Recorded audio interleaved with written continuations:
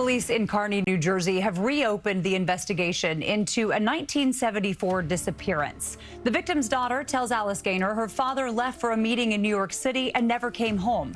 And though it's been more than 50 years, she hasn't given up. So where is Nicholas Maschuci? 60-year-old Nicholas Maschuci was a married father of two. He was a great dancer. Him and my mom, they met dancing. On September 18, 1974, he left his Kearny home to head to a business meeting in Brooklyn. He used to kiss me like that. And then he said to me, make sure your brother Jojo meets me at the Arlington Diner tonight at 11 o'clock. Tell him not to be late. I said, okay, and locked the door. Locked the door, never saw him again.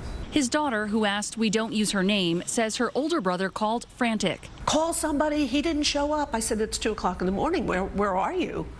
Never mind, never mind. She says she was told her father's car was found in Manhattan, but he never was. She explained Maschuci also went by the name Nicky Gary. He had racehorses and owned multiple businesses between Florida, New Jersey, and New York, including nightclubs and restaurants. A 1954 newspaper article mentions at one point he was acting president of the local International Longshoremen's Association. Do you have any idea what could have happened to him? My theory is that he had so much money that everybody wanted some of it. Lots of people owed him money. Yeah, he would give you money if you needed it.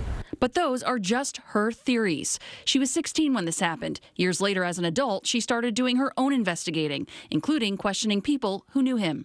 Sometime after 2008, she got in touch with Sergeant Pat Sweeney with Kearny Police. He worked in records and couldn't find her father's file at first. Many months later, in a banker's box, he did. A one-page missing persons report and very few supplementary reports. Her brother worked Kearny Auxiliary Police back then, so this surprised them both. Irrespective of who a person may have been or who they were, they deserve to have the case investigated in a proper way. Sweeney got DNA from family and entered it into the system in case they get a hit with unidentified remains. And now Kearny police have agreed to reopen the case. They declined an interview citing an active investigation, but said in part, quote, "We're grateful for the tips that have come in." His daughter says no matter what happened, she just wants to know.